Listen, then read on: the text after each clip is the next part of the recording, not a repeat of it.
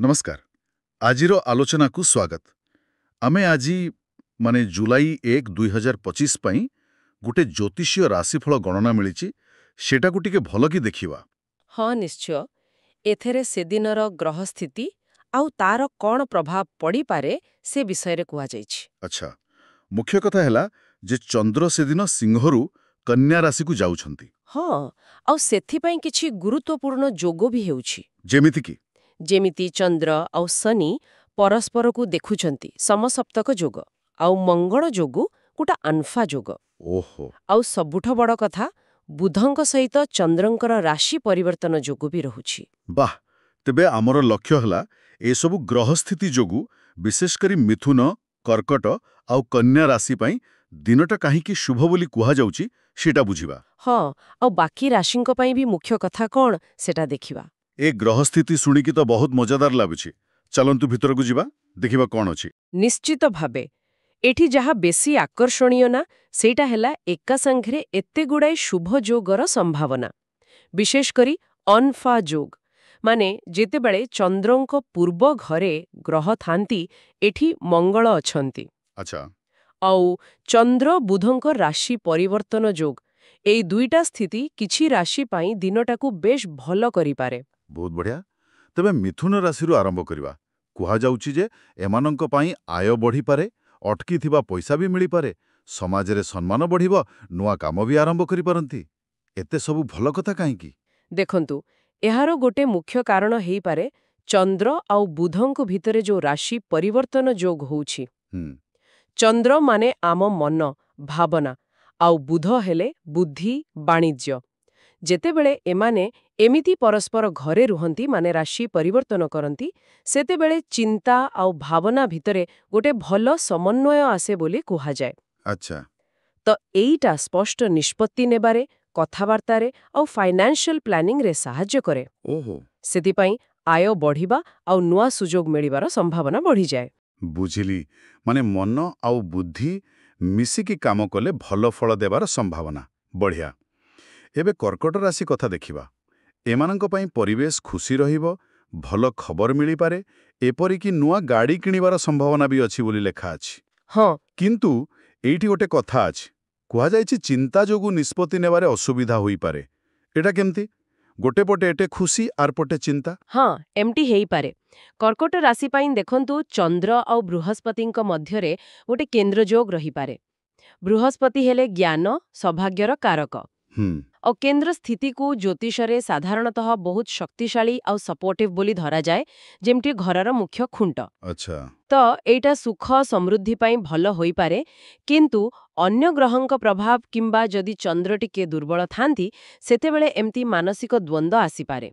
सेतिपाई निष्पत्ति नेबारे टिके द्विधा आसी पारे। माने सबुबेले केवल गोटिए प्रभाव काम करेनी। बुझिली बुझिली। अर्थात सुख सुविधा संगरे टिके सतर्क रहिबारे भी संकेत अछि। ठीक। आउ कन्या राशि एमानंक पाई भी दिन भल कुहा जाइछि। बुद्धि खटेले लाभ, बंधु माने साहाय्य करिवे, व्यवसाय रे उन्नति। एहार कारण कौन? देखंदो कन्या राशि रे ही चंद्रंक गोचर हेउछि आउ ता सांगकू तांक निज अधिपति माने बुध तांक सहित राशि परिवर्तन जोग एटा ताकू बहुत शक्तिशाली करि दउछि। हाँ, कन्या राशिर स्वभाव ही हैला बुद्धि एनालिसिस पूरा व्यवस्थित भावे काम करिवा। तो ए जोगटा ए गुणगुडी को आहुरी बढ़ी देई पारे। अच्छा, आउ ता सांगकू अनफा जोग नि अछि चंद्रंक पछरे मंगल सेटा भी गोटे प्रकार भितर भितरे शक्ति दिए गोटे ड्राइव दिए जा कामरे सफलता आनिबारे सहाय्य करिपारे। वाह, बहुत स्पष्ट भावे बुझेइले। एबे बाकी राशि मानंक पाई संक्षेपरे कोन कुहा जाइछि टिके कहिबे कि? हाँ निश्चय।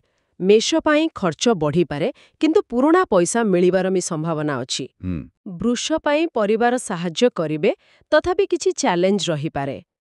तुला पाई खर्च हेबो किंतु सामाजिक सुजोग भी मिलिबो। अच्छा, वृश्चिक पाई काम चाप रहिले भी भल खबर आशा करा जाई पारे। धनुराशि शत्रुंक उपरे विजय पाई पारंती।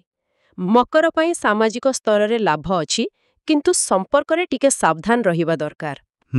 कुंभ पाई दिनटा अनुकूल हेले स्वास्थ्य प्रति टिके ध्यान दबाकू पड़िबो। आउ मीन राशि किछि कष्ट काम सारी पारंती।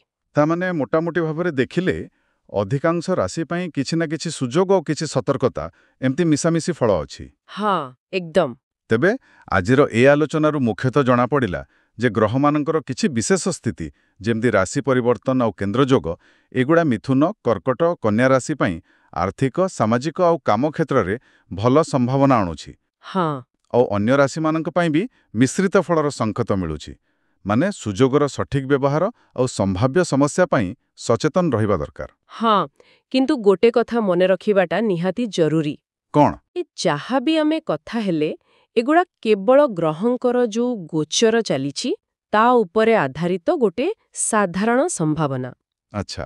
ପ୍ରକୃତ ଅନୁଭବ କେମିତି ହେବ ସେଇଟା ବ୍ୟକ୍ତିଗତ ଜନ୍ମକୁଣ୍ଡଳୀର ଗ୍ରହ କେମିତି ଅଛନ୍ତି ଆଉ ବର୍ତ୍ତମାନ କୋଉ ଦଶା ମହାଦଶା ଚାଲିଛି ତା ଉପରେ ବହୁତ ନିର୍ଭର କରେ।